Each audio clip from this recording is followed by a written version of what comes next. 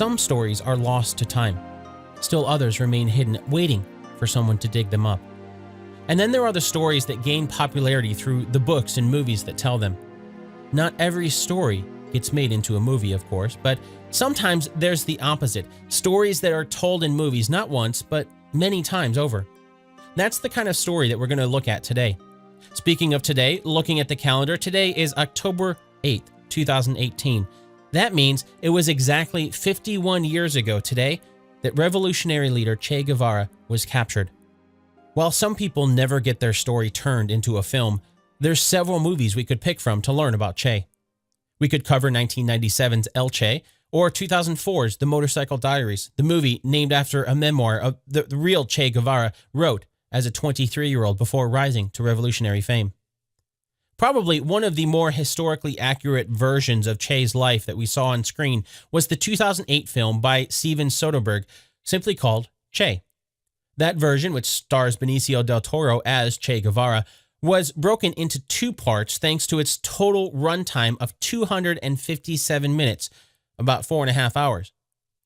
But sometimes it makes for a better story to look at movies that aren't as historically accurate. And, to be completely honest, producing a podcast for one movie takes a lot less time than covering two movies. And for a peek behind the scenes, watching a 1.5 hour long movie, the one that we're going to be covering today, still took me 4.5 hours to watch as I wrote 23 pages of notes. So we can only imagine what it must be like to try to do two movies if we tried to cover the 2008 film by Steven Soderbergh. Actually, two films by Steven Soderbergh. So instead, today we're going to look at the movie directed by Richard Fleischer and released just a couple years after Che died, a movie also called Che. Except unless you're reading the transcript for this episode, you probably can't tell there's an exclamation point. So it's not 2008's Che, as much as a much more exciting version with the exclamation point, 1969's Che. I'm Dan Lefebvre, and this is based on a true story.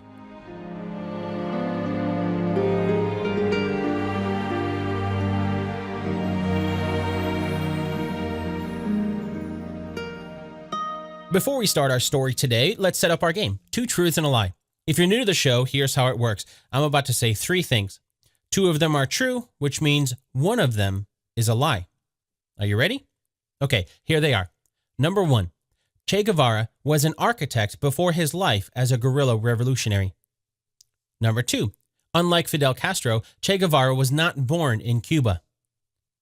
Number three, Che was a nickname. His real name was Ernesto Guevara. Got him?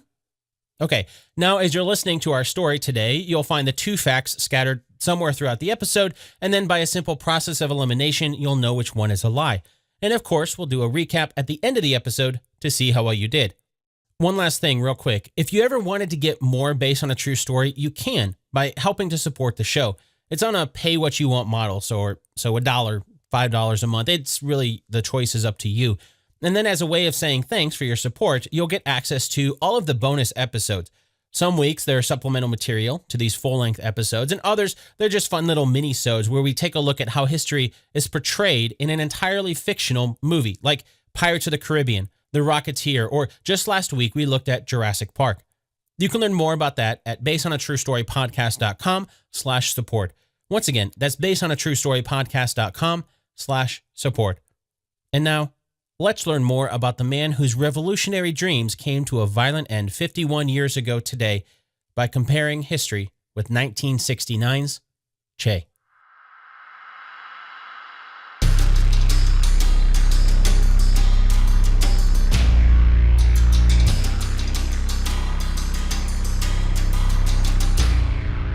The movie begins with a close-up of Che Guevara. He's lying on a table of some sort, staring straight at the camera.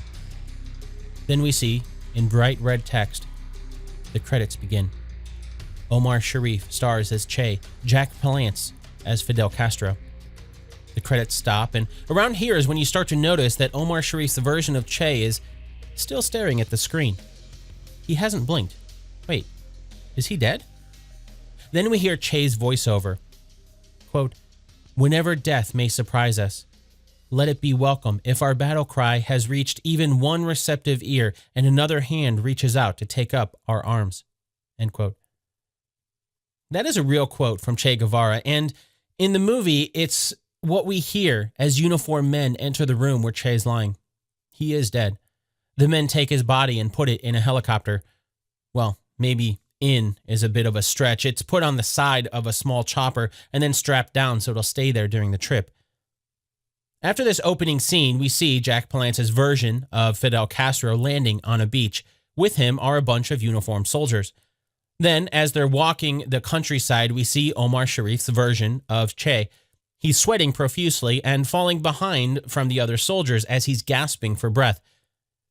When Castro scolds him for falling behind, Che jokes that he's not falling behind, he's the rear guard. As you can probably guess, with Che being alive here, the movie's taking us back in time from the opening sequence where we saw his body. However, the movie doesn't give us any sort of indication of timing for the landing on the beach. What the movie is showing here is when Fidel Castro and Che Guevara arrived in Cuba to start a revolution. Although I highly doubt it looked like what we saw in the film. However, because the movie doesn't give any sort of indication of timing, we'll have to look through history to know when this happened. That date would be 1956. Or more specifically, they made their way to Cuba on November 25th, 1956. But if you're like me, right around here, you're wondering, wait a minute, why were Fidel Castro and Che Guevara arriving in Cuba together with soldiers? Were they invading? Where were they coming from? Well, the movie doesn't really mention much of Che's life before arriving on the beach, so let's take a few moments to kind of hop back to Che's early days. Che was born as Ernesto Guevara on June 14, 1928 in Rosario, Argentina. His nickname, Che, didn't come until later in life because really how much Ernesto used the word in conversation. It's sort of like saying, eh? But since Che's father's name was also Ernesto, for the sake of clarity in this episode, we'll just call the younger Ernesto Che throughout this entire episode. It's also worth pointing out that June 14th is the date on his birth certificate. Author John Lee Anderson has uncovered some facts about Che's life in his definitive biography called Che Guevara, A Revolutionary Life. And one of those was something that Che's mother, Celia, had kept secret for decades after Che's birth. He wasn't born on June 14th. He was born on May 14th. But you see, that would have meant that she would have already been pregnant when she married Ernesto, Che's father. Even though Che's parents weren't devout Catholics, there was a lot of social pressure with the very traditional Catholic believers around them, so getting pregnant before being married was frowned upon. With the help of a family friend who happened to be the doctor, Che's birthday was changed from May 14th to June 14th to cover up this little bit of information. Che had 4 siblings, 2 sisters, Celia and Anna Maria, and 2 brothers, Juan Martin and Roberto. As a child, Che developed asthma. For days on end, his asthma would come in spurts that would force him to stay home from school. During these times, it was common to either find his mother tutoring him or to find Che nose deep in another book. All of this time helped Che develop a love of reading that would become a lifelong pursuit of knowledge. It certainly helped that Che's family was a middle-class family. They didn't always have money, but they weren't nearly as poor as many people around them.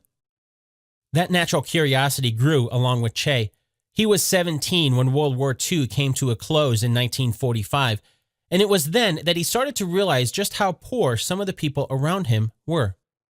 In particular, that realization took place during a pair of long motorcycle trips. The first was a 2,800-mile trek through northern Argentina in 1950. The following year, he embarked on a longer journey with one of his friends, Alberto. We learned a bit about this in the introduction to this episode. You can read more about this in Che's diary that he kept during the trip called The Motorcycle Diaries. In 2004, that was turned into a movie from Che's diary. It was during these trips that Che started to realize the life he lived in a middle-class family wasn't anything like what many others were living. He and Alberto volunteered at a leper colony and visited a Chilean copper mine run by American companies who used what amounted to slave labor and everything but the name to make the mine's owners rich. Then there was the couple shivering in the desert night because they couldn't afford a blanket. As Che talked with the couple, they explained that they were communists, and in Chile, where they were at this point, the Communist Party had been outlawed in the capitalist society. This encounter had a profound effect on him because he realized he was traveling with his friend in what amounted to a vacation. And yet, here were these people who were literally dying of cold because of their beliefs. In all, Che and Alberto's trip around South America in 1951 lasted 9 months and took them about 5,000 miles or 8,000 kilometers around the continent. The more he learned about what was going on in the world around him, the more he came across capitalist greed from the United States at the root of it. These experiences started to have an impact on his own beliefs that Che was forming in his early 20s. This was confirmed when Che visited the United States briefly in the summer of 1952. After Alberto got a job in a leprosarium in Venezuela, the plan was for Che to finish his degree in medicine and join Alberto there. Together, the pair would work to help others in the leprosarium while they saved up money for another trip. With Alberto headed to his new job, Che flew to Miami to help transport his uncle's racehorses from Buenos Aires to Miami. The airplane had some technical problems on the return trip, though, and Che was forced to stay in Miami for a few days with a friend's relative. While he was in the United States, his views on the U.S. didn't improve. He had run-ins with the police and saw blatant racism from whites against blacks. Again, this was an experience that had an impact on Che's view of the world, but his own beliefs were still forming. He hadn't quite formed into the Marxist that he would become. Che went back to school, officially becoming Dr. Ernesto Guevara in 1953. After graduating, Che was offered a respectable job to begin his career as a doctor doing research into allergies, something he'd already been doing during his time earning his degree. There's actually a scientific paper published in 1951 with his name on it, but Che turned down the job offer. He wanted to see Machu Picchu and travel around South America. So he did. Along with one of his friends, Che visited countries like Chile, Peru, and Bolivia. He saw a lot of things, but one thing that stuck with him was a tin mine he toured in Bolivia. The workers showed Che where the tin mine's administration had set up machine guns pointed toward the mines. They would shoot the miners and their families if they tried to leave. Those guns weren't there when Che got there, though. The miners had revolted, and by the time Che got there, the mines were run by the state. Things were better, but still not great. There were people living in absolute poverty, and there were extraordinarily wealthy people. There wasn't a lot of in between. Not coincidentally, the extremely wealthy were often the people who ran the mines the poor worked in. As Che learned, during World War II, the United States had bought up a lot of tin. That made them one of the largest holders of tin stocks in the world, which meant they could control the price of tin should they decide to start selling it off. The U.S. used this power to control the Bolivian government, which made most of their money off tin and similar mined resources. There was immense pressure from the American government for the Bolivian government to be friendly to American companies and policies. This was another moment that went into Che's bank of evidence against the United States' imperialism in Latin America. The American companies and government enjoyed controlling the low prices for the resources coming out of Bolivia, and they didn't seem to care about the poor Bolivian families who suffered at the hand of those in power to give them that price. Che continued his travels, going from Costa Rica to Guatemala as he looked for work. But he never worked consistently. In 1954, while in Guatemala, he supported himself with some odd jobs. Then, something big happened that would change Che's life. You see, around this time was the peak of the Guatemalan Revolution. That started in 1944, and in 1951, the former Minister of National Defense, Jacobo Arbenz, became president. But not everyone in Guatemala liked him. In particular, an American-run company called the United Fruit Company that had a massive impact in Central and South America as it provided fruit to the United States didn't like his politics. They lobbied to the United States government to get involved and overthrow the Guatemalan president. So they did. In June of 1954, the Central Intelligence Agency of the United States launched a secret mission to resolve the situation in Guatemala, at least as far as the interests of the U.S. were concerned. The coup d'etat resulted in President Arbenz being overthrown and put an end to the Guatemalan Revolution. That's a brief overview of those events, but as you can guess, there's a lot more to that story. But that's a story for another day. If you want to learn more about that, check out Dan Kopel's book called Banana, The Fate of the Fruit That Changed the World. For our story today, as all this political unrest took place, Che Guevara decided to take action. He started researching more and got involved in political activities, including making political-minded friends. This experience in Guatemala sparked a few key things for Che, not the least of which was his first experience with violence. This happened while Che was in Guatemala City, and the CIA-backed mercenaries bombed the city. The ground was shaking, and life-threatening explosions nearby gave Che a rush he'd never felt before. After his previous experiences, the beliefs that were forming began to solidify as he saw the effects of the U.S. involvement in the country. It was the final straw for Che. He became convinced during the Guatemalan coup that he needed to fight against imperialism, in particular the imperialism of the United States and their influence over Latin American countries. But as it turns out, the doctor from Argentina would not have a major impact on the revolution in Guatemala. In the summer of 1954, the coup in Guatemala came to an end, with President Arbenz being forced to step down. In his place, the U.S. backed the military dictator Carlos Castilla Armas. Che saw firsthand what defeat looked like as he, and in the wake of the power change, the Communist Party was banned. Like many other foreign nationals in Guatemala at the time who had participated in the revolution, Che was forced to seek out the safety of their embassy. For Che, of course, that meant Argentina's embassy. From there, he was allowed safe passage to Mexico. The revolution in Guatemala was over for Che, but another one was about to begin. It was while he was in Mexico that Che met up with another major character to the movie, Fidel Castro. As we learned earlier, he's played by Jack Palance in the movie, while Fidel's brother, Raul, is played in a much smaller role by Paul Bortoya in the film. In truth, though, Raul was also one of the leaders of the revolution alongside his brother Fidel. Fidel and Che met one fateful night in July of 1955, and the two hit it off right away. Che would later write this in his journal.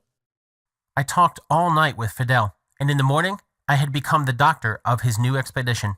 To tell the truth, after my experiences across Latin America, I didn't need much more to enlist for a revolution against a tyrant. But I was particularly impressed with Fidel. I shared his optimism. We needed to act, to struggle, to materialize our beliefs. Stop whining and fight." So Che joined Fidel Castro's movement, which was called the 26th of July movement. That name came about before Che was ever involved when, as a young man, Fidel Castro led an attack on the Moncada Army barracks in Santiago, Cuba. That happened on July 26, 1953, and it was what most historians consider the beginning of the Cuban Revolution. Fidel later decided to name his movement after the date to remember the first spark that kicked it off. It also was the reason why Fidel Castro was imprisoned, sentenced to 15 years, but only serving 2 of them before being released and then moving to Mexico to rethink his strategy. After joining the 26th of July movement, Che poured even more time into books, reading the works of Karl Marx, Friedrich Engels, and almost any book about economics that he could get his hands on. If the revolution in Cuba were to be a success, they'd need to lead a new country. Raising a small army on November 25, 1956, Fidel Castro, Che Guevara, and 80 other men left Mexico aboard a yacht called Granma to arrive in Cuba, which they did when they landed on December 2nd, 1956. And so, with all of that backstory, we're to the point to where we can pick back up the timeline of our movie today. The landing in Cuba is one of the first times we see Fidel and Che together in the film. Of course, we see them arriving in rafts, not the yacht. But then again, the arrival into Cuba didn't really go as planned for Fidel. They were supposed to meet up with another revolt in Santiago on the southeast side of Cuba. Near there, 100 men were supposed to be waiting for Fidel as a landing party, and together the 182 men would attack the nearby city of Manzanillo. Today, Manzanillo is in the Granma province, named after Fidel Castro's boat that landed near there. But that didn't happen. The navigator on the Granma fell overboard as they neared Cuba, forcing them to circle for a while to find him, and by the time they did, the cover of night was disappearing as the sun rose. They decided to make for the closest land. Unfortunately, they didn't see the sandbar that caused the boat to run aground, so the men were forced to leave most of their supplies on the boat as they waited the rest of the way to land. In the movie, soon after the landing, Fidel's troops are attacked by planes overhead. We hear a voiceover that explains of the 82 men that made the landing, only 16 survived. That's true, but the exact number of men who survived the attacks, it's something that varies depending on the source. Official sources say there were 12 who survived. Others say it was the 16, like the movie shows. Still others say it was 15, while still others say that there were 22, and still others say 18. So we don't really know for sure. Overall, though, most historians agree that there were probably less than 20 men who survived. Oh, and as a little side note, do you remember that part in the movie where we see Omar Sharif's version of Che choosing a first aid kit and a box of ammunition? Although I'm sure the real thing was nothing like what we saw in the movie, the gist of that actually happened. And the outcome the movie shows was true as well. Even though he was a trained doctor, Che chose the box of ammunition over the first aid kit. And then a few moments later, he regretted that decision when a bullet ricocheted and hit his neck. He pretty much assumed he was going to die. But he didn't. Those remaining men fled into the nearby Sierra Maestra Mountains on the southeastern coast of Cuba. That's where they disappeared into the terrain to begin the revolution. The movie doesn't really mention who the revolution is against, but as you can probably guess, it's the person behind the attacks that began as soon as Fidel's men arrived in Cuba. And that would be Fulgencio Batista. He had been the president in Cuba during World War II from 1940 to 1944, and 10 years later in 1952, as he was trailing in the polls for a re-election, he orchestrated a coup d'etat to seize power. That happened on March 10th, 1952, about 3 months before the presidential elections were supposed to take place. Many believe the United States was behind the coup because on March 27th, just 17 days later, the United States recognized his leadership as the Cuban government. There wasn't going to be elections after all. So it was against yet another U.S.-backed dictator in Cuba that Fidel and Che's revolution was about to begin. Before we do that though, the mention of the U.S.-backed dictator reminds me of something I wanted to mention. Do you remember the yacht Fidel and his men used to travel from Mexico to Cuba, the Grandma? There's a bit of conspiracy around the way that he got the money to buy the boat. You see, money had run out for Fidel while he was in Mexico, and some historians think that perhaps Fidel made a trip to the United States where former Cuban President Carlos Prio was living. Prio was the president of Cuba before Batista's coup forced him from power, so he would have had motive to help a revolution against Batista and gave Fidel $50,000. At least, that's one version of the story. But here's where the conspiracy comes in. At the time, the KGB had a man named Yuri Paparov involved in financing operations in Mexico. He said that the money Fidel got for his boat didn't come from the former Cuban president. Instead, it came directly from the CIA. According to this version of the story, it seemed that even though the CIA had backed Batista's government, there was no surprise to anyone about Fidel Castro's revolutionary plans. The U.S. was also growing tired of Batista's violent leadership and was looking to replace him anyway. They just wanted his replacement to be somebody that was friendly to American interests. It seemed the revolution was only a matter of time, so if Fidel was to be successful, the money was the CIA's way of getting on his good side early. They didn't want to lose control in Cuba, even if the regime changed hands. At least, that's one version of the story. In truth, well, sometimes we'll just have to be okay with not knowing the truth. Going back to the movie now, there's a moment where we see Che talking with Anita Marquez. She's played by Barbara Luna in the movie. As they're talking, Anita asks Che what he thinks about giving up being a doctor. Che replies with something to the effect of, giving up a doctor was easy compared to giving up everything else that he has. Then he goes on to list a few things. Most of these we've already talked about: a comfortable middle-class existence in Argentina, his friends and parents.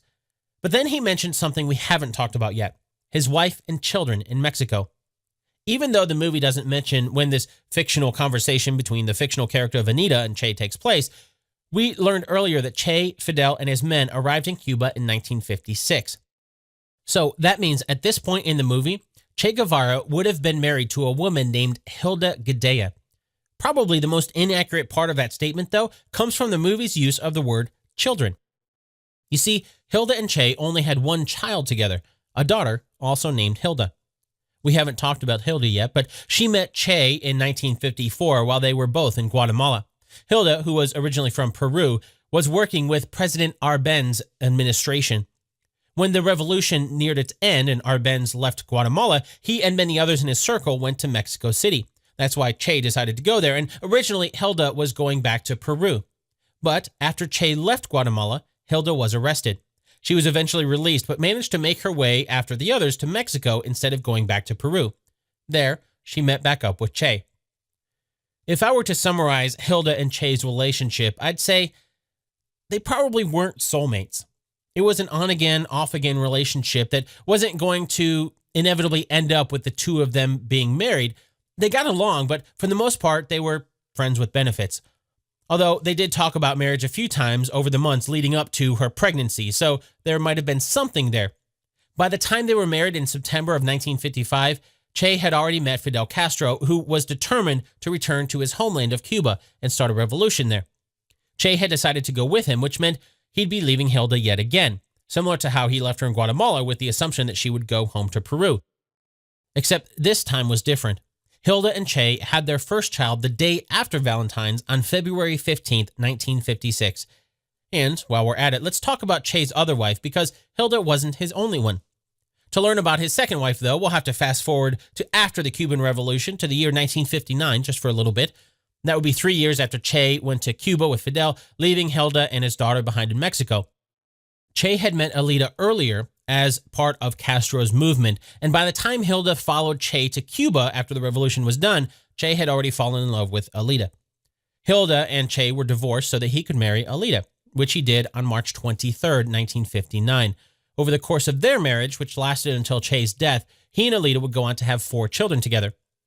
Even though their marriage had ended, Hilda never changed her beliefs in what Che was doing. She still supported his political views until she passed in 1974. Going back to the movie, we see a scene where Omar Sharif's version of Che talks to his men about discipline. Making a metaphor about bees, he says he won't stand for drones. Discipline has been lax, and any breach of discipline will call for the harshest penalty. While that specific scene was made up for the movie, it is true that Che and the Castro brothers, Fidel and Raul, tried to enforce a high level of discipline for their men. Probably the best story to showcase this actually happened back in Mexico while the men were still training for the upcoming revolution. One of the Cubans didn't like following a foreign leader. Remember, Che was Argentinian and was, after all, the Cuban Revolution. So, the soldiers simply sat down and refused to move. Che asked for a court-martial to be held to determine what to do with the man. It was the Castro brothers who wanted to execute him. Che actually argued that the man's life should be spared. In the end, Fidel Castro decided to let the man live. Although, that's not to say that they weren't violent men. Among the countless historians, journalists, and researchers who have dug into these events over the decades, we know of at least one execution accused of being a spy who was executed by Castro's men while they were training in Mexico. Maybe there were more. There's rumors of more, but this is something else where we'll just have to be all right, not knowing the whole truth. As a little side note, though, it's worth pointing out that Che's attitude changed during his years fighting the Cuban Revolution. In particular, he became known for an extreme hatred towards cowardice. Fidel announced that there would be 3 crimes punishable by death: desertion, insubordination, and defeatism. These were put to the test. In one example of how Che's attitude evolved from what we learned about his wanting to spare the life of the man in Mexico, one of the men who had arrived with the revolutionaries on the Grandma was caught for deserting the camp. This time, it was Che himself who put a pistol to the man's temple and pulled the trigger. In Che Guevara, A Revolutionary Life, author John Lee Anderson has a chilling quote from Che's personal diary after killing the man that clearly indicates Che's attitude had changed. He had become a cold-blooded killer. Hopping back to the movie's timeline, the film makes the Cuban Revolution seem pretty short by not knowing a lot of detail about the skirmishes and battles fought. Before we know it, Che and Fidel Castro are talking about a battle to capture Santa Clara. Then, as they do, we see Batista's soldiers being run out of town. And while the movie doesn't give us any indication of how much time has passed, there is a very brief mention where one of the men exclaims the good news that Batista has fled the country. Then he says to Che, "My God, I just realized, tomorrow is New Year's Day. What a way to start the new year." As overly simplified as the movie is here, it is true that the final battle of the Cuban Revolution happened in the city of Santa Clara. For a bit of geographical context, Santa Clara is right about in the middle of Cuba. So Fidel's men captured the island starting from the southeastern side near Manzanillo, where they landed, traveling north and west to Santa Clara. The movie is also correct with the mention of New Year's, although it's not true, showing that it was all over on New Year's Eve. In fact, that's when it started. It was on December 31st, 1958, when two columns of troops, one of them being led by Che, attacked Santa Clara. Well, maybe attacked is a strong word. Before arriving in Santa Clara, Che's column of 300 men knew that they would have to face an army garrison about 40 miles or 64 kilometers outside the city. But, as it turned out, that's not where the battle took place. Before Che's men arrived, Batista's garrison deserted their positions without even firing a shot. As the sun started to set on December 31st, Che's men were on the outskirts of Santa Clara. That's when they encountered Batista's soldiers offering some resistance.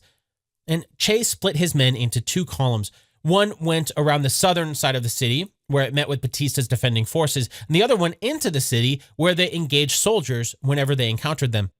Oh, and in case you're wondering which side the people of the city seemed to be on, citizens within the city would occasionally help in the fight as they threw Molotov cocktails at Batista's soldiers.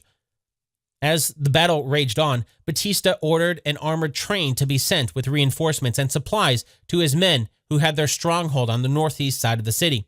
That was the destination for the train. But it never reached his men. Che's men cut it off and forced the train to take another route into the city itself. Capturing the train became a priority for Che, who knew the ammunition inside would prove invaluable to the success of the battle.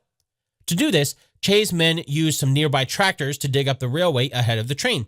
That forced the train to derail, stopping it and making it an easy target for Che's men, and the Molotov cocktails being hurled through the windows.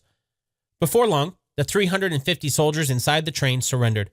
After that, it didn't take long for Che's men to secure victory over Santa Clara, with the rest of the soldiers surrendering by mid-afternoon the next day, January 1st, 1959. Today, there's a national memorial called Tren Blindado, or Armored Train, near the train station at Santa Clara, marking the moment. If you remember, the movie mentioned that all of this happened on New Year's Eve, and it was announced after Batista fled the country. Well, that's not the order that it actually happened. After Santa Clara fell to Che's forces, the path to Havana was wide open.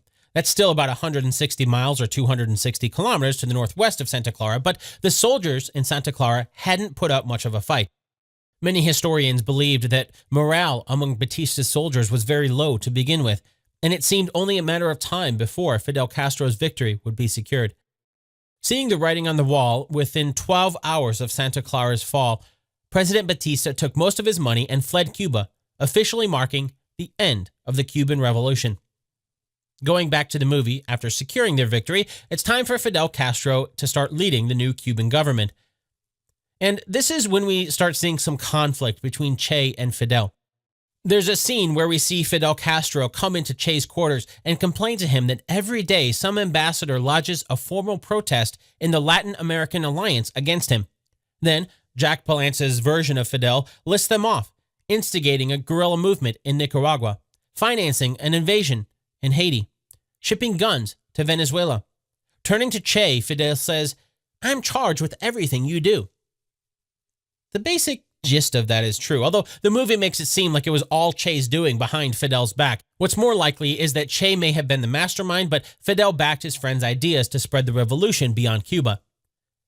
The countries the movie mentioned are also correct, although not complete. According to a now declassified document sent to the United States State Department about which countries they believe Fidel Castro's new government in Cuba was backing for their own revolutions, the countries most frequently mentioned here are the Dominican Republic, Nicaragua, Paraguay, and Haiti. Paraguay appears to be too far for direct Cuban interference, but there is a great deal of preliminary talk and planning taking place about the other three countries. Che himself offered to help teach Nicaraguans how to organize a guerrilla army, and it wasn't surprising to find aspiring revolutionaries from other countries visiting Che's quarters in Cuba. In 1961, Che published a book simply called Guerrilla Warfare that he hoped would help teach others throughout Latin America wanting to follow in the footsteps of the Cuban Revolution. The same year Che's book was published, the United States government reacted to the obvious attempts at revolutions in Latin America by setting up what was called the Alliance for Progress. President John F. Kennedy explained the purpose behind the 10-year plan for the alliance in a speech. We propose to complete the revolution of the Americas to build a hemisphere where all men can hope for a suitable standard of living and all can live out their lives in dignity and in freedom. To achieve this goal, political freedom must accompany material progress. Let us once again transform the American continent into a vast crucible of revolutionary ideas and efforts, a tribute to the power of the creative energies of free men and women, an example to all the world that liberty and progress walk hand in hand. Let us once again awaken our American Revolution until it guides the struggles of people everywhere, not with an imperialism of force or fear, but the rule of courage and freedom and hope for the future of man. We don't really know what Che's reactions were to that speech, or if he even knew about it at the time, but if I had to guess, I would have said that he probably wouldn't have believed President Kennedy's words. And it probably didn't help that the CIA secretly tried to invade Cuba about a month later, but we'll get to that. Toward the end of 1964, Che was part of a Cuban delegation that traveled to New York City to speak at the United Nations. While this was not intended as a direct reply to President Kennedy's words, Che Guevara had some harsh words for the United States' involvement in Latin America as he railed on the things happening within the U.S. itself. Here's a quote from his hour-long speech to the UN on December 11th, 1964. Those who kill their own children and discriminate daily against them because of the color of their skin, those who let the murderers of blacks remain free, protecting them, and furthermore punishing the black population because they demand their legitimate rights as free men, how can those who do this consider themselves guardians of freedom? Going back to the movie, Che's time in Cuba comes to an end when, in an attempt to keep the United States military might at bay, they decide to side up with the Russians. They do this by convincing the Russians that Cuba would be the perfect place for nuclear missiles, putting them within range of nearly every major city in the United States. We see some actual historical footage in the movie of President Kennedy stating, quote, "It shall be the policy of this nation to regard any nuclear missile launched from Cuba against any nation in the Western Hemisphere as an attack by the Soviet Union on the United States, requiring a full retaliatory response upon the Soviet Union," end quote. With tensions between the United States and the Soviet Union at an all-time high, they decide to pull the missiles out of Cuba. Che doesn't like this, and it's eventually the cause for a rift between Fidel and Che that ends with Che deciding it's time to leave Cuba and fight another revolution, this time in Bolivia. Again, the basic gist is true, but the movie skips over a lot of details. The movie mentions the nuclear missiles, but doesn't mention the time the United States tried to invade Cuba by way of a secret mission by a CIA-sponsored paramilitary group. So let's start there. Today, we know it as the Bay of Pigs invasion, and it took place on April 17, 1961, about a month after President Kennedy's speech on the Alliance for Progress that we heard earlier. But it's not like this only took a month to plan. As we already learned, Fidel Castro's men emerged victorious in the Cuban Revolution on January 1st, 1959. So this was being planned while Kennedy gave his speech, is basically the point I'm trying to say there. Early in 1960, the CIA in the United States was putting together a plan for how they would overthrow the new Cuban government. As a quick little interjection here, you remember that iconic photograph of Che that's made its way into countless t-shirts and history books over the decades? Can't show you what it looks like through an audio podcast, but if there's one photograph you've seen of Che Guevara, that's the one.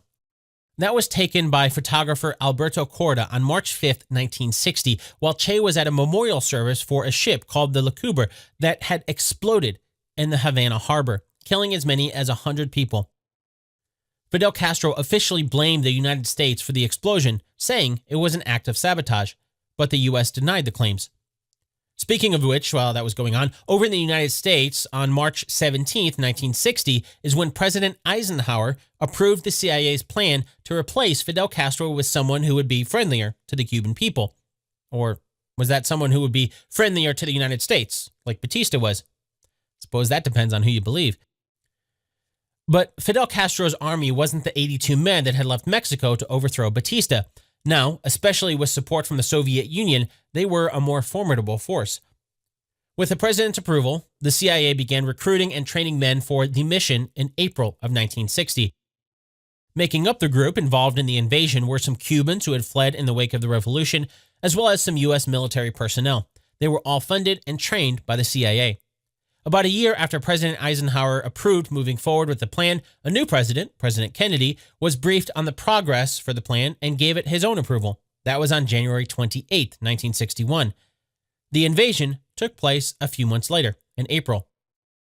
It began with a diversionary invasion which took place on April 15th when two airfields near Havana and one near Santiago were attacked simultaneously by B-26 bombers that had been painted to match the B-26 bombers that Fidel Castro's men had. Media picked up on this and began reporting that the attacks were from Cuban rebels who were rising up against Castro's government. Then came the real invasion a couple days later, on April 17th. 1,500 men landed on the southern side of Cuba, south of Havana. Che Guevara, anticipating the invasion, called on Cuban residents to take up arms. All of Cuba needs to resist the invaders together. A force of about 25,000 army personnel, 9,000 police, and 200,000 or so militia met the 1,500 invaders head-on. 3 days later, the invaders surrendered, causing a great deal of embarrassment for the U.S. government. It also bolstered Fidel Castro's desire to get help from the Soviet Union, since he knew the U.S. had invaded once. Will they do it again? In short, yes. While not the full-scale invasion that took place in April, after failing with the Bay of Pigs invasion, Operation Mongoose went into effect. The idea behind this plan was to help stage a Cuban revolt internally against Fidel Castro. To do this, more covert actions by the CIA included collecting intelligence, sabotage, and psychological warfare aimed at causing a revolt. The target date was sometime in October of 1962. But Fidel Castro's government was on high alert, and the CIA ended up deciding that an internal revolt wasn't likely. Instead, they would try for another guerrilla assault. So they began training more men in April of 1962. Not sitting idly by, Fidel's ties with the Soviet Union grew closer as the Soviets sent shipments of supplies, munitions, and military personnel to Cuba. This increase in Soviet military ended up being the demise of Operation Mongoose, with the U.S. fearing the Soviets would spark outright war if they found out about the covert operations going on. So even though Operation Mongoose, which was also called the Cuban Project, didn't work, that led right up to the next event. This is one that the movie brushes over but doesn't really explain too well: the Cuban Missile Crisis. After the failed invasion at the Bay of Pigs, Fidel and Che tried to get the Soviet Union to bring nuclear missiles to Cuba. They were convinced this would help hold the United States military at bay. They wouldn't attack Cuba as long as there were nuclear missiles there. With an already tense relationship between the U.S. and the Soviet Union outside of Cuba, the Soviets rejected the Cubans' request for a while. In October of 1959, the United States signed an agreement with the Turkish government to put nuclear missiles in Turkey. That would place them near the Soviet Union, which only increased the tensions between the two countries. Over the next few years, more missiles were placed in Turkey and Italy, with the United States claiming that they were only there in case the Soviet Union attacked. In retaliation, though, the Soviet Union accepted the Cuban invitation to put nuclear missiles in Cuba. All of this came to a head between October 16th and October 28th, 1962. Those 13 days are considered the time when the U.S. and the Soviet Union came the closest to nuclear war. On October 27th, President Kennedy met with the Soviet leader, Nikita Khrushchev, and agreed to remove the U.S. missiles in Turkey, and maybe Italy too, if the Soviets removed their missiles in Cuba. I say maybe in Italy because to this day, there's still some debate about whether or not that was part of the agreement. After meeting with Khrushchev, President Kennedy issued this official statement announcing the result of their meeting. I consider my letter to you of October 27th and your reply of today as firm undertakings on both the part of our governments which should be promptly carried out. The U.S. will make a statement in the framework of the Security Council in reference to Cuba as follows. It will declare that the United States of America will respect the inviolability of the Cuban borders, its sovereignty, that it take the pledge not to interfere in internal affairs, not to intrude themselves, and not to permit our territory to be used as a bridgehead for the invasion of Cuba, and will restrain those who would plan to carry an aggression against Cuba, either from U.S. territory or from the territories of other countries neighboring to Cuba. For our story today, that means the Soviets were going to pull out their missiles from Cuba. It also means the U.S. was going to leave Cuba alone, at least officially. Meanwhile, the crisis that caused tensions between the United States and the Soviet Union to boil also caused tensions between Fidel Castro and Che Guevara. On one side, the Soviet Union was a major backer for Fidel's regime in Cuba. They provided money, economic support, and of course, military supplies that were vital for Fidel's hopes in maintaining control in Cuba. On the other side, Che wasn't happy about what he saw as the Soviet Union's betrayal of Cuba when they pulled the nuclear missiles out of the country. While these certainly played a part in Che's decision to leave Cuba, perhaps the biggest reason had more to do with Che's growing unrest. You see, after the Cuban Revolution was won, Che took up a position in the new Cuban government as both the finance minister and the president of the bank in Cuba. The years of reading countless books about economics paid off there. But Che also traveled around the world on behalf of the Cuban government. Earlier, we learned about Che's trip to the United Nations in New York City in 1964. That was a part of a trip that Che took around the world, and one that was the beginning of the end for his time in Cuba. This isn't necessarily in order, but in addition to visiting the United States, he visited France, Ireland, Egypt, Mali, Algeria, Ghana, Tanzania, the Czech Republic, well, it was called Czechoslovakia back then, and of course, the Soviet Union. So, he traveled a lot. He saw a lot of the world, and no doubt these experiences helped solidify something that he already thought. Cuba's revolution wasn't the end. In fact, that was just the beginning in Che's mind. He also hurt his relationship with the Soviet Union as he was a little too friendly with the Communist Party in China for their liking. In his mind, though, Che was of the growing opinion that the Soviet Union had lost their way. They'd forgotten what Marxism was really about. By the time Che returned to Cuba in early 1965, he disappeared from the public eye for a while. Going back to the movie, it doesn't show Che's trip around the world. What we see, though, is that Che leaves Cuba and goes straight to Bolivia to help with their revolution. That's sort of true, but it's not the whole story. By that, what I mean is that it is true he went from Cuba to Bolivia, but that's skipping a full year's worth of time and overlooking a few other countries in the process. In April of 1965, Che disguised himself and snuck out of Cuba. A couple weeks later, he arrived in Africa. He was there to help offer guerrilla training for the rebels in the Congo who had just failed to overthrow the government during the Simbo Revolution, which ended in November of 1964. Back in Cuba, while Che was in the Congo, Fidel Castro read an undated letter that he claimed Che wrote to him before leaving for the Congo, in which he said he was leaving Cuba for good. Here is the letter that has been dubbed Che's farewell letter that Fidel Castro read publicly for the first time on October 3rd, 1965. Fidel, at this moment I remember many things. When I met you at Maria Antonia's house, when you proposed I come along, all the tensions involved in the preparations. One day they came by and asked who should be notified in case of death, and the real possibility of it struck us all. Later, we knew it was true, that in the revolution one wins or dies, if it is a real one. Many comrades fell along the way to victory. Today, everything has a less dramatic tone because we are more mature, but the event repeats itself. I feel that I have fulfilled the part of my duty that tied me to the Cuban Revolution in its territory, and I say farewell to you, to the comrades, to your people, who are now mine. I formally resign my positions in the leadership of the party, my post as minister, my rank of commander, and my Cuban citizenship. Nothing legal binds me to Cuba. The only ties are of another nature, those that cannot be broken, as can appointments to posts. Reviewing my past life, I believe I have worked with sufficient integrity and dedication to consolidate the revolutionary triumph. My only serious failing was not having had more confidence in you from the first moments in the Sierra Maestra, and not having understood quickly enough your qualities as a leader and a revolutionary.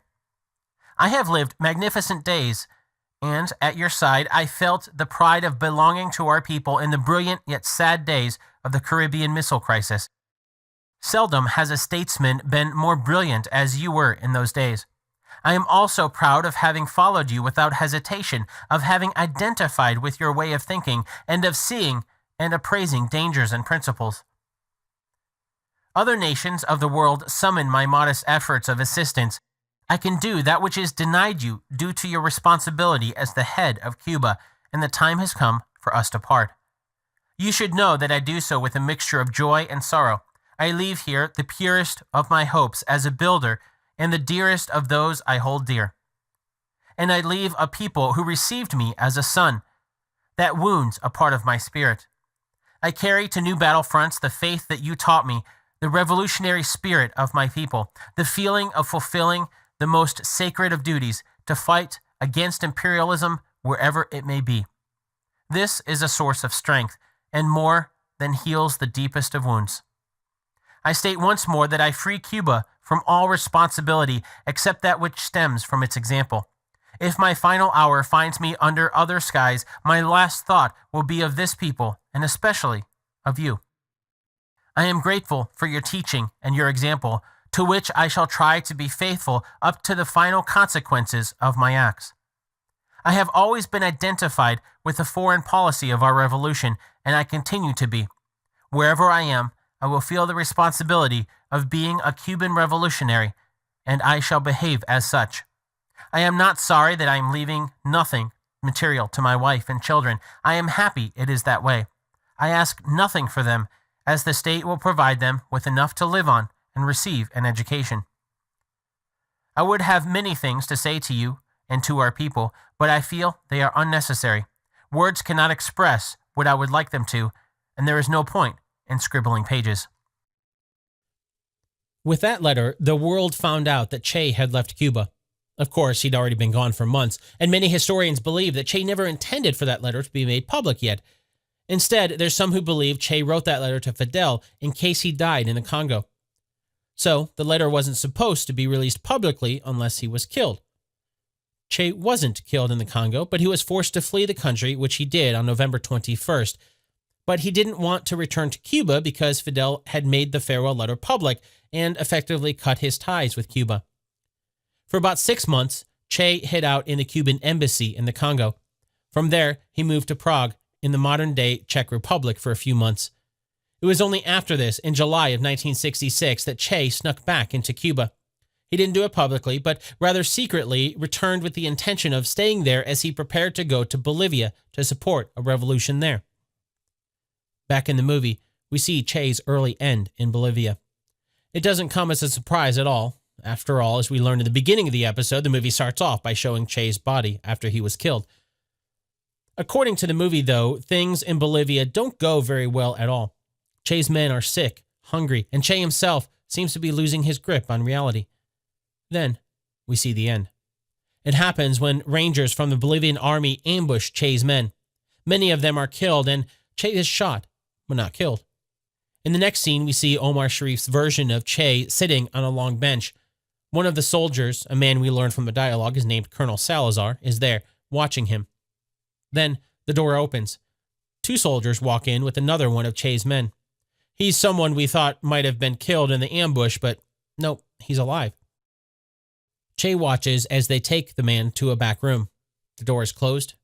After a few seconds, we hear a gunshot. He's dead now. After this, Colonel Salazar has a conversation with Che. They go back and forth, but then Colonel Salazar ushers in a goat farmer. He tells Che that this is the man who gave up Che's position. He's the reason Che was ambushed. Then, turning to the unnamed goat farmer, Colonel Salazar motions to Che and says that he came to liberate you, to free you. The goat farmer turns to Che. To free me? From what? Nobody asked what I want. Ever since you come to these mountains with your guns and your fighting, my goats, they don't make milk. You frighten them. The vultures followed you everywhere you go. You stink of death. Yes, I want to be free. Free from you. And then turning to Colonel Salazar, the goat farmer continues, you. Then turning back to Che, and all your kind. Why can't you just go away and leave us in peace? Che doesn't say anything. After a moment, he gets up and silently walks over to the back room where the other soldier was taken earlier. We see a soldier in there. As the door closes, the soldier raises his rifle. Then, we hear a gunshot. There's some truth to that. For one, it is true that Che's position was given to the Bolivian Army Rangers by a local peasant. We didn't really talk about her in this episode, but the first ambush we see in the movie happens when Linda Marsh's character, Tanya Burke, is killed. That happened on August 31st, 1967. About a week later, on October 8th, Che Guevara's men were in a gully about 1,000 feet wide, or 300 meters long, and about 200 feet, or 61 meters wide. Then they noticed there were soldiers above them. They were trapped. At 1:10 p.m., gunfire erupted on both sides. The soldiers above used rifles, machine guns, and mortars to rain death from above. As if by fate, Che's rifle was shot. The barrel of the gun was damaged by a ricocheting round, and the gun wouldn't work. Pulling out his pistol, Che found it empty. The magazine was missing, evidently dropped somewhere along the path, who knows when or where. Che Guevara was now unarmed and surrounded. He didn't have long to reflect on his situation. A bullet tore through the calf of his left leg, and with another whizzing through the beret on his head. He started trying to make his escape, but was soon found by the soldiers. Che didn't try to hide his identity. The soldiers used a sketch to positively identify him anyway. Once they knew they'd captured the legendary revolutionary, they pulled off Che's belt to restrain his hands.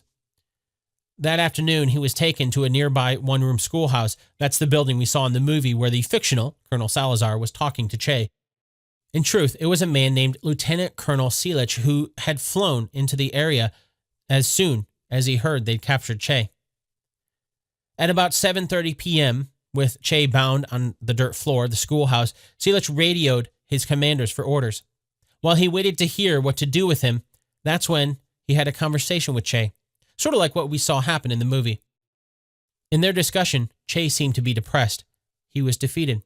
Silic asked why a foreigner like Che was fighting for Bolivia. When Che talked about how the peasants in Bolivia were living in a horrible state, they're living in such a state of poverty that they're living like animals with little to no clothing, food, or a place to sleep. They've been abandoned by their government. And things are better in Cuba? Asked Silic indignantly. There's poverty in Cuba, Che admitted, but they have hope for progress. In Bolivia, the people are born, live, and die without any improvements in their lives. There is no hope. Their conversation continued, which Silic documented as a 45-minute chat, after which they spent most of the night reading the diaries that Che had on them when they captured him. The next morning, two men arrived where Che was being held at La Higuera. One of them was the Bolivian Colonel Joaquim Anaya, while the other was a man named Captain Ramos. That wasn't his real name, though. He was actually a CIA agent named Felix Rodriguez. For a few hours on the morning of October 9th, the newcomers questioned Che.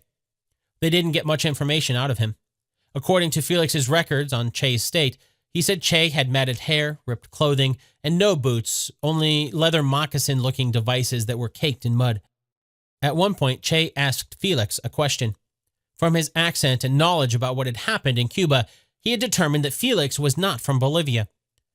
Felix admitted he was one of the CIA agents trained as a part of the Bay of Pigs invasion. Che's response was simple.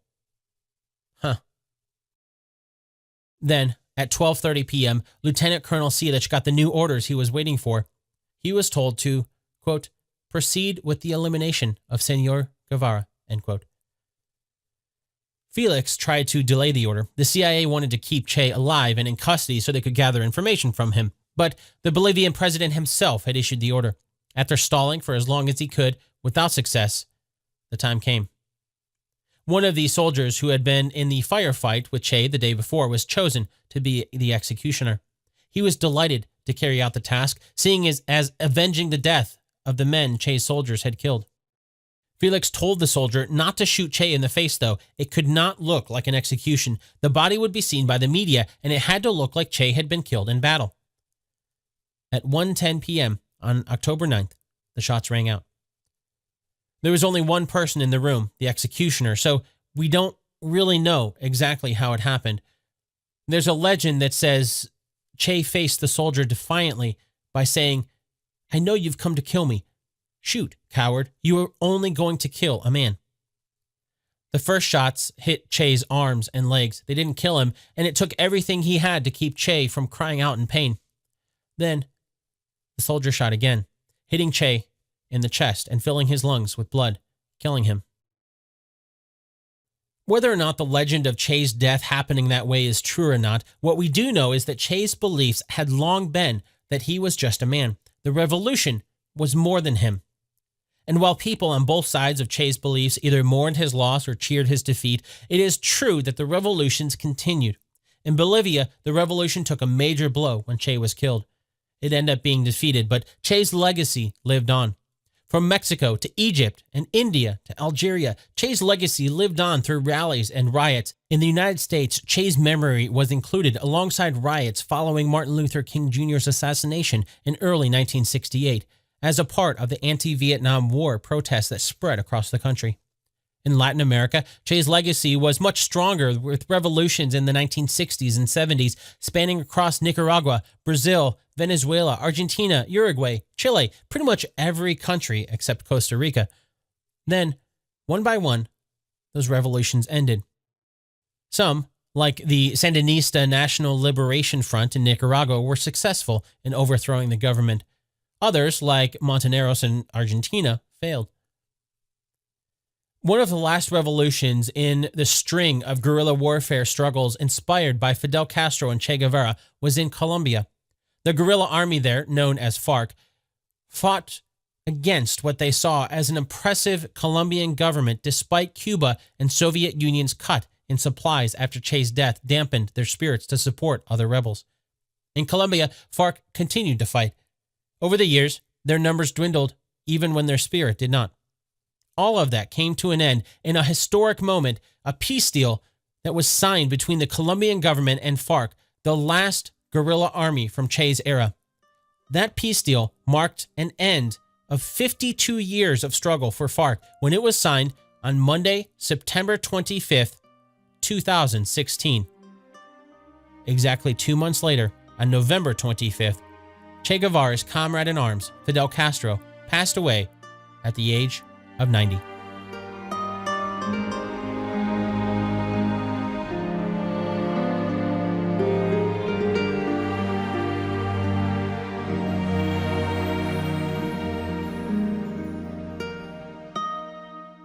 This episode of Based on a True Story was written and produced by me, Dan Lefebvre. If you want to learn more about the life of Che Guevara, I would highly recommend the biography of John Lee Anderson that is considered to be one of, if not the best biography on Che's life. It's called Che Guevara, A Revolutionary Life, and I'll make sure to include a link to that and plenty more resources for you to start learning more about Che's life and events surrounding it over at basedonatruestorypodcast.com. Okay, now it's time for the answer to our two truths and a lie game from the beginning of the episode. As a refresher, here are the two truths and one lie. Number 1. Che Guevara was an architect before his life as a guerrilla revolutionary. Number 2. Unlike Fidel Castro, Che Guevara was not born in Cuba. Number 3. Che was a nickname. His real name was Ernesto Guevara. Did you find out which one is a lie? The lie is number 1. While Che Guevara's life before the Cuban Revolution included a lot of odd jobs, professionally speaking, he was trained as a doctor. I don't know if you could say he had a career as a doctor since he decided to join Fidel Castro's July 26th movement, but he did serve as the doctor for Fidel's men. So in that way, his dreams of being a revolutionary doctor came true. And that brings us to an end of our story today, but there's always more history to learn. If you've already listened to all 100 or so of the past episodes of Based on a True Story and are looking for something new to listen to, check out some of the minisodes by becoming a producer for Based on a True Story. Supporting the show costs as much or as little as you want. There's no tiers or anything. It's strictly a pay-what-you-want model, and by signing up, you'll get exclusive access to bonus episodes looking at how history is portrayed in fictional movies like Back to the Future, The Rocketeer, and Tomb Raider, just to name a few. To grab those, sign up to be a producer over at basedonatruestorypodcast.com/support. Once again, that's basedonatruestorypodcast.com/support. Thanks so much for listening, and I'll chat with you again really soon.